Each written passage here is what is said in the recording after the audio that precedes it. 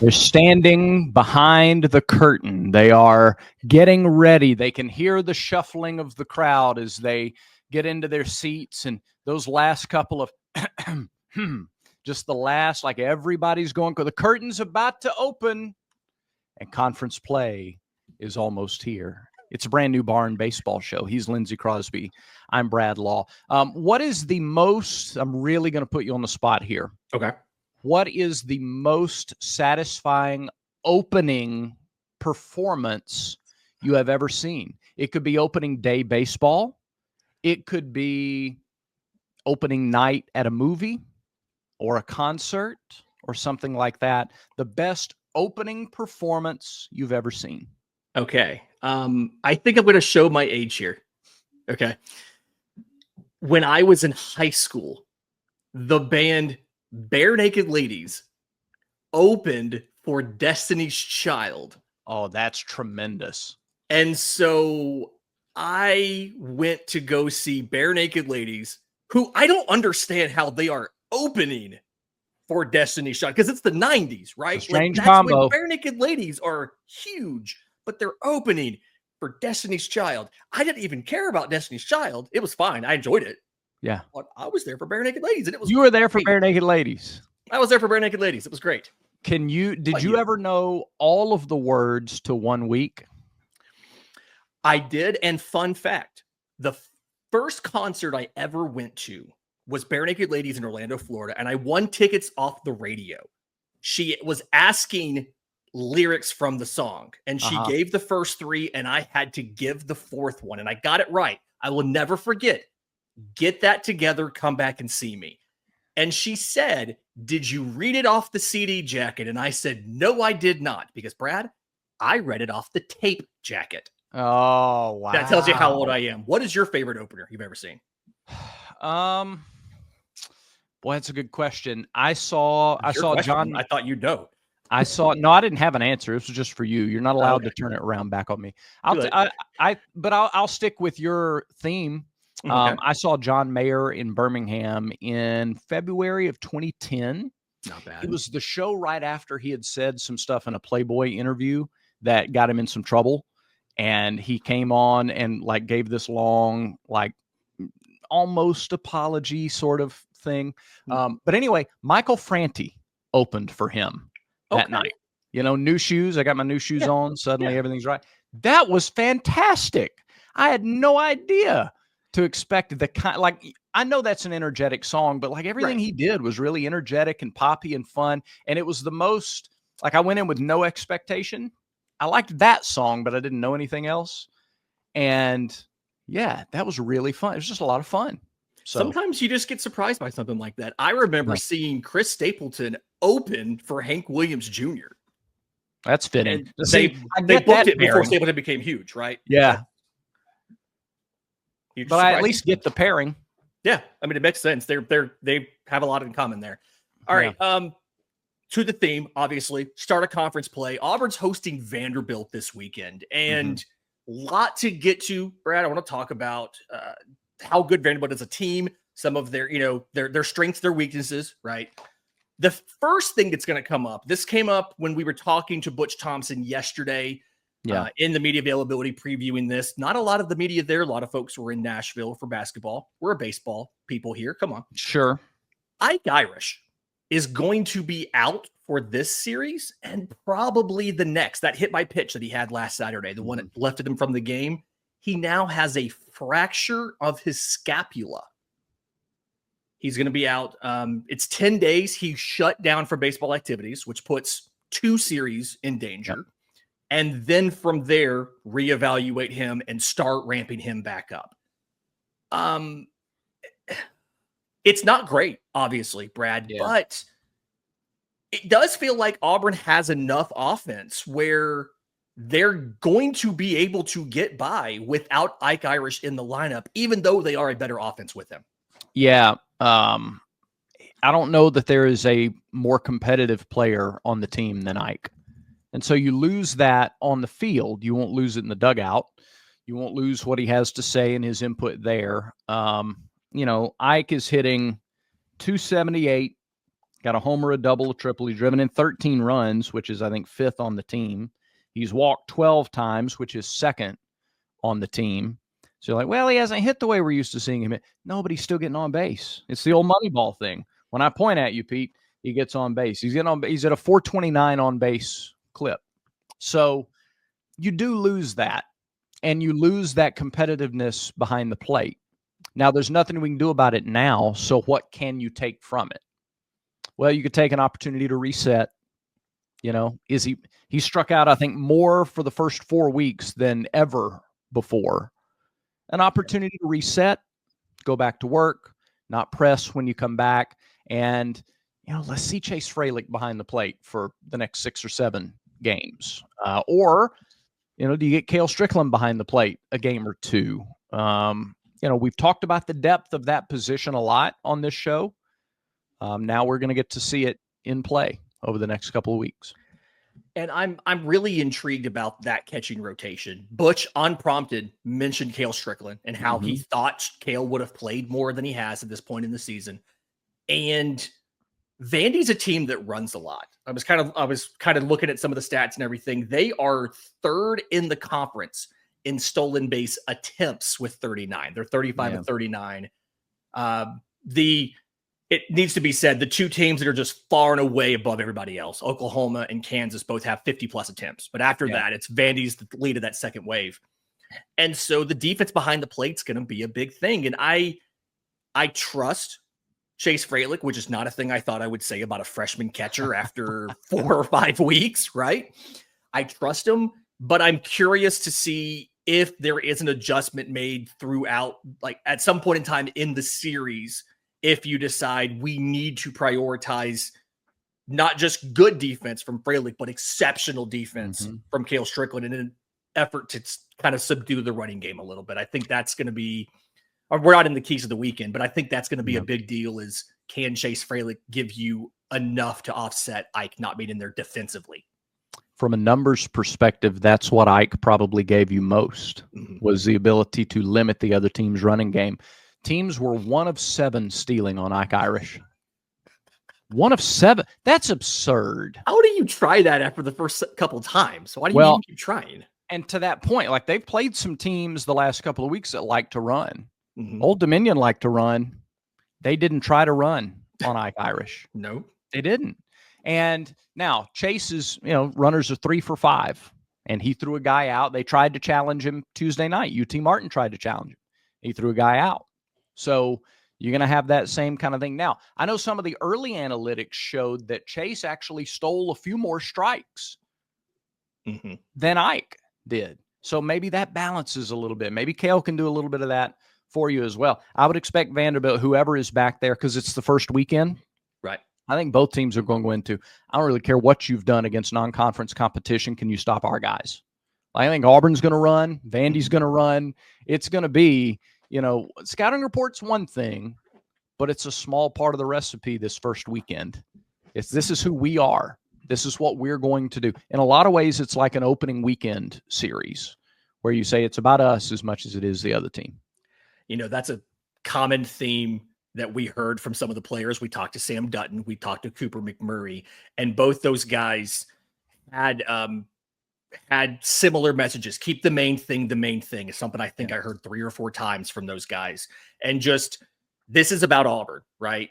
You have an idea of who Vanderbilt is because they've played a couple games, but this is about focus on your main thing that you need to focus on. And we're aware of Vanderbilt. We know who they are, but we just have to, small steps. Main thing is the main thing, and win the game.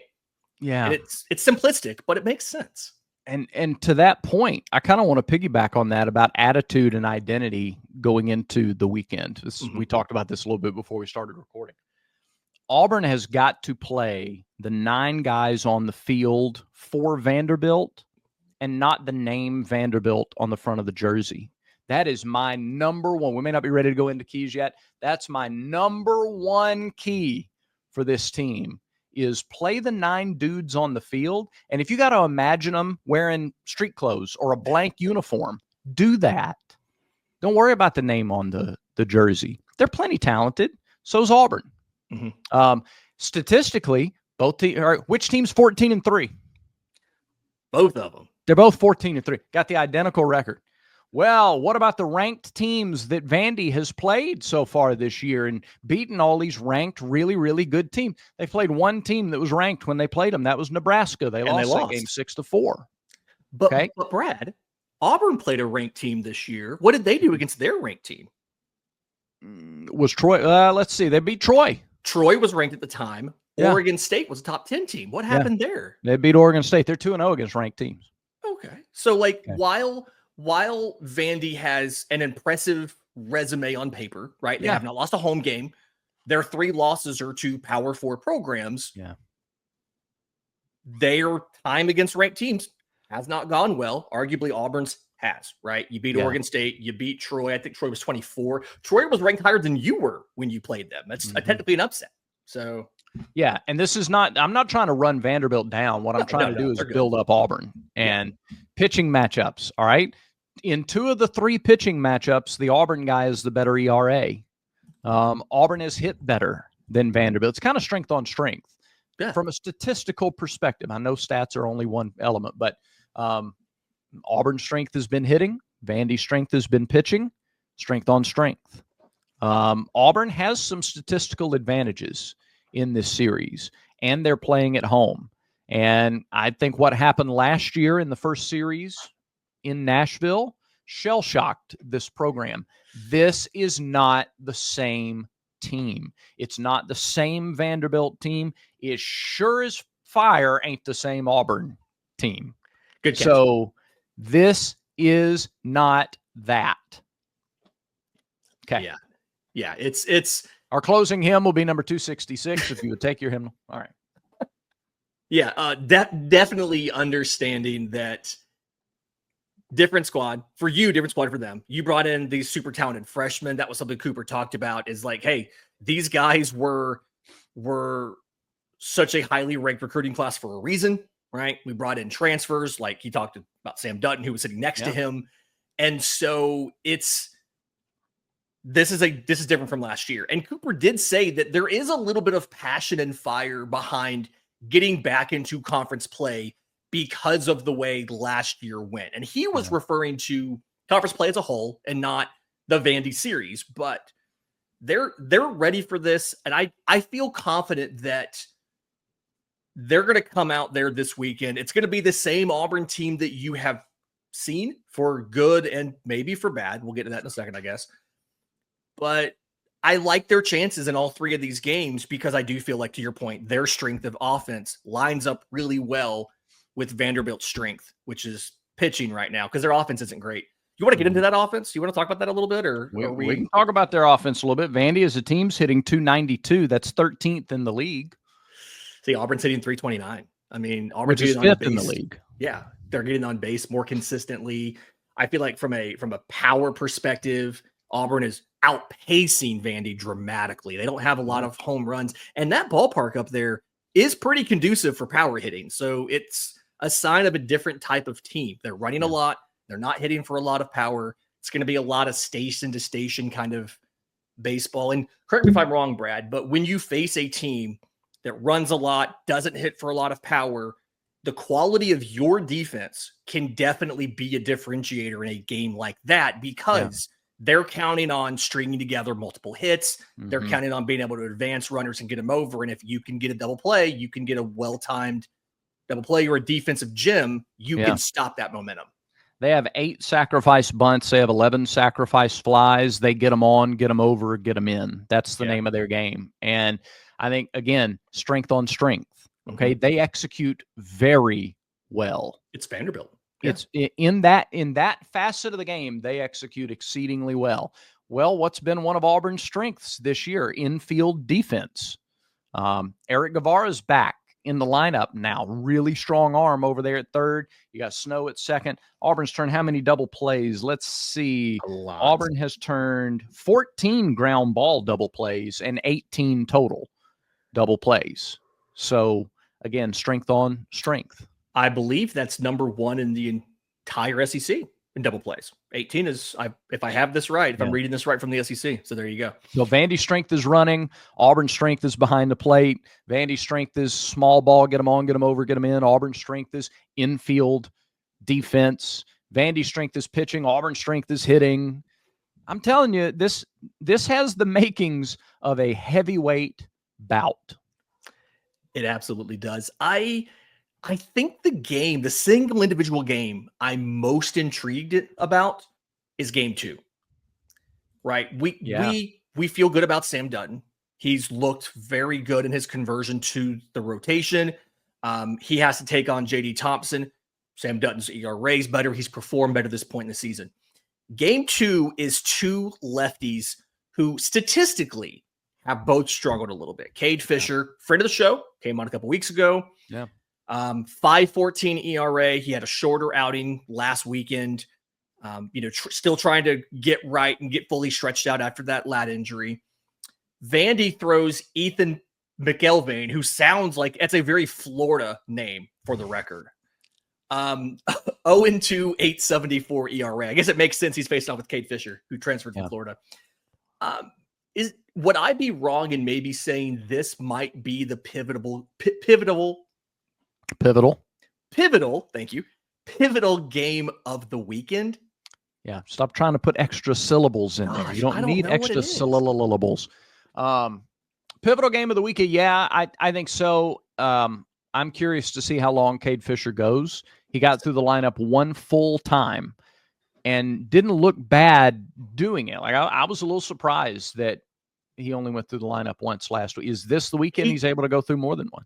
I did see he went to the pen to get some more pitches in. So I think that was something where workload-wise he can do more, but they pulled him a little bit early just as a, hey, you made it through once. We're good with that. Let's just keep going. But he went to the pen and threw some more. Yeah. I mean, if he's Alex Petrovicking out there, then obviously you leave him in there and he goes. I think Andreas Alvarez, is the plan to see him on Saturday? Is the plan for him to follow Fisher? If so, that becomes really interesting then to see if aligning things that way works and can be a plan that we then see put in practice, other weekends. Yeah, when he was no longer starting the midweek, my first thought was, okay, either he's going to be a starter on Saturday or he's the piggyback. Yeah. I do also think, I talked about this with Sonny the other day, I do think Cam Tilley is another guy that can get you through a lineup at least one time. And it feels like Saturday's the day where you need some combination of these two guys to give you some length so that you don't burn out a lot of your pen. I'm not saying what happened last weekend was because of something like that. Right. But I do think that's on the top of everybody's mind now is you need to get some length out of a combination of two guys. You have a 30-man roster now, so you get 3 additional spots over last year. You have the ability to pair up two guys, and if they together can give you 5 or 6 innings, you're in a good situation for Sunday to not have a pen that's already been used pretty heavily. Right. On the note of Saturday, by the way, expecting some sort of weather change. I don't know what it's going to be, if they're going to move the game up, if they'll do a doubleheader on Sunday. Probably would be 7 innings in that case, but there's going to have to be something change. Yeah, the weather forecast, and by the time you're watching this, we'll know even more about the weather. And as you watch this, we may have already announced game time, but I wouldn't be surprised. I think they would lean more to move it up earlier in the day, Saturday, than try to play 2. You really don't. I mean, nobody wants to play a doubleheader just from a personnel perspective. Yeah. So from a day at the ballpark perspective too, and then them having to get on the bus and leave and ride back to Nashville after that. Yeah. So that's what I would be on the lookout for. Wherever you get your Auburn baseball news, follow along there. We'll have a post in the barn message board. As soon as that's announced, we'll get an email from the team. I think usually before that goes public, so we can have the post up in the barn. So subscribe to the barn message board while you're at this, guys. Do you think they go Dutton Sanders back to back? It makes sense. I do think righty lefty.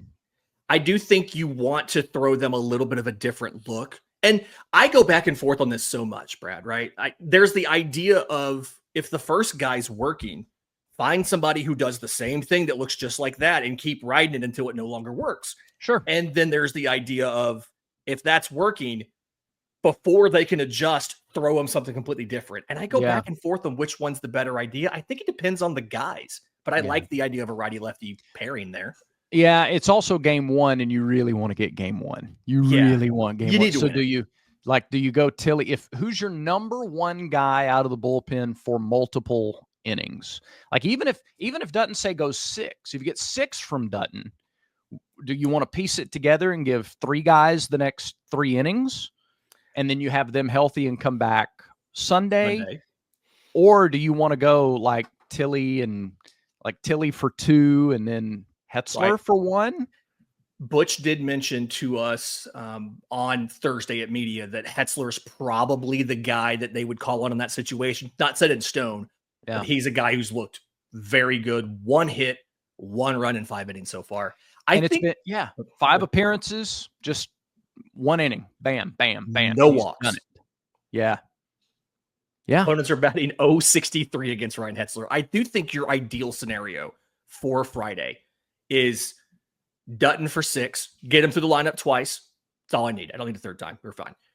That if Tilly can take 2 innings, you get Hetzler for 1. There's your game 1 victory. And now you have a chance to go into the toss-up on Saturday with a series win, if you can get that. I got to tell you, if it takes him 6 innings to go through the lineup twice, it's a I'm sorry. Day. Yeah, it's a real good day. Yeah. It's at least twice, right? Okay. Yeah. Maybe he's pulling a Petrovic and just mowing him down. Oh, if he's Petrovicing, then you leave him out there. Shoot. I think ideally you go 5, and then you go maybe Sanders for 2. I can see Sanders. I can see Tilly. Parker Carlson for 1. Maybe Carlson for 2. I don't know. It just kind of depends. He's been prone to quick innings this year. What I love is that there are this many options. You could talk about piecing this puzzle together in different ways. I think that's a strength. This time last year, it was John Armstrong just covering the rest until the game ends. Right? Yeah. And he's thrown 4 2/3 innings. And then Butch alluded to that. Like, they haven't had to use a lot of these guys as much as they expected. You know, you look at the most commonly used relievers or pitchers on this team, and the only reliever up there, Tilly's working as a long man. He hasn't made any starts. And then Parker Carlson's thrown 12 innings. And outside of that, everybody else is Hetzler's got 5. Jet Johnson's got 4 2/3. Hayden Murphy, who a lot of talk early in the year about him being the closer with that new cutter he had. He's gotten 3 innings. Yeah. Kind of trying to get right a little bit. All right. Keys to the weekend. We've kind of talked about the strength on strength of this. We've kind of talked about what the pitching needs to do.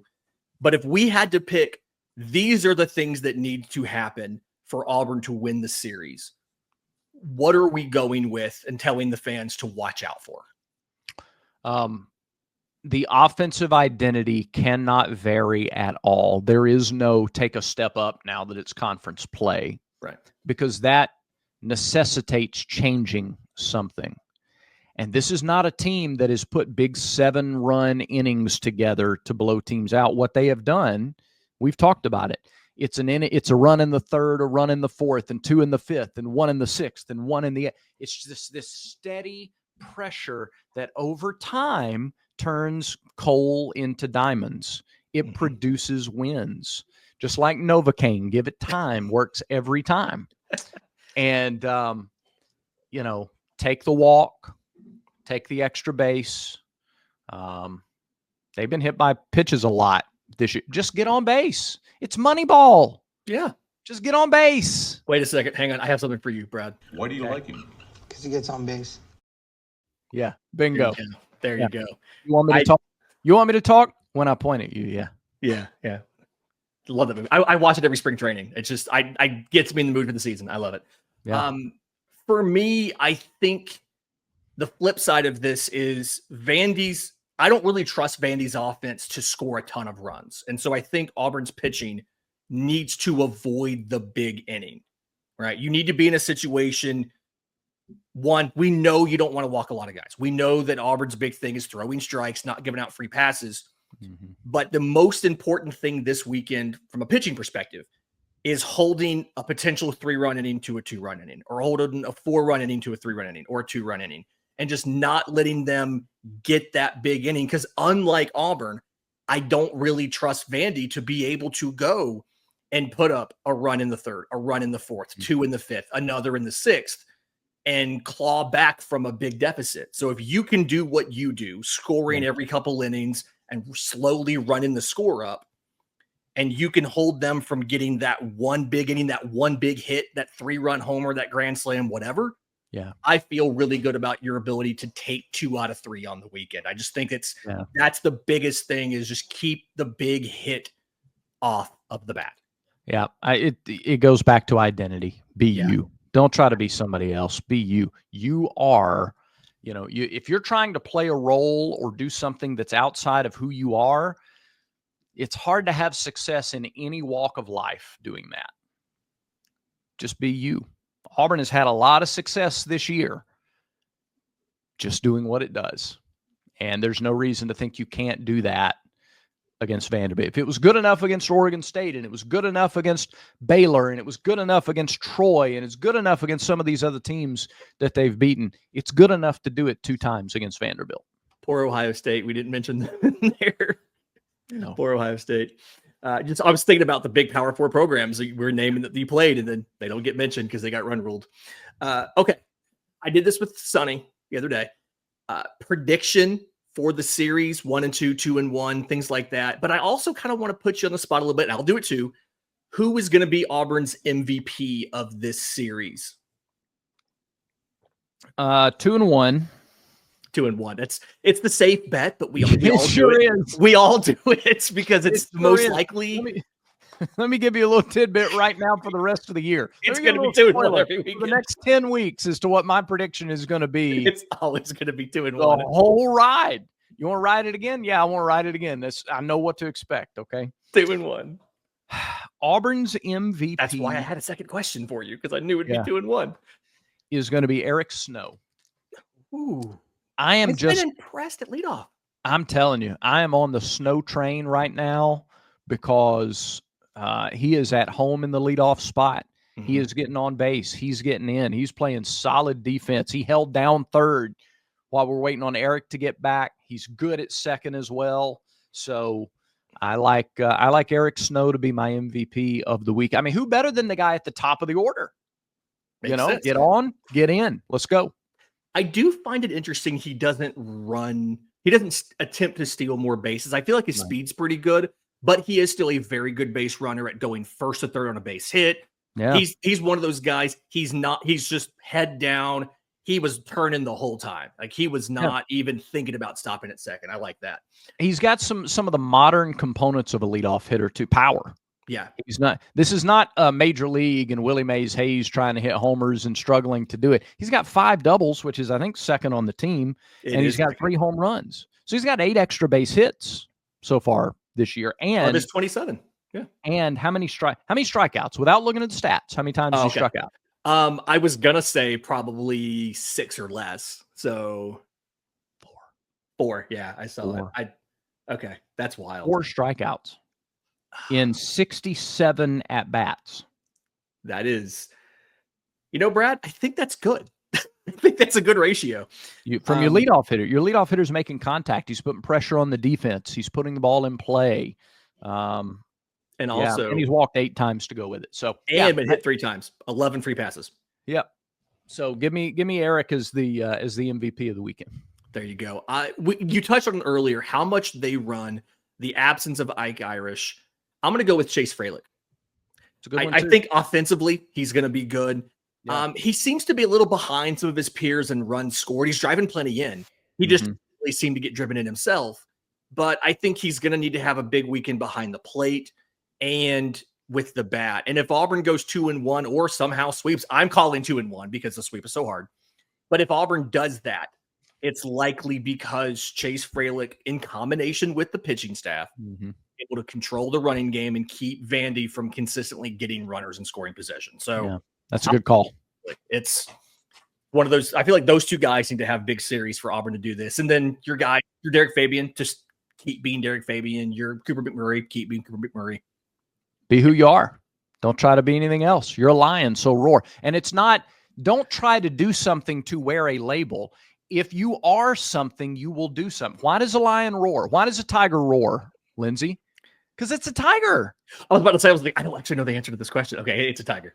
It doesn't roar so that it can be a tiger. It roars because it's a tiger. Go do what you do because you're that caliber of player, not to become that caliber of player. All right, we'll pass the offering plate here in just a second. Again, turn your hymnals, page 237. Yes, 260. Yeah, please. Yes.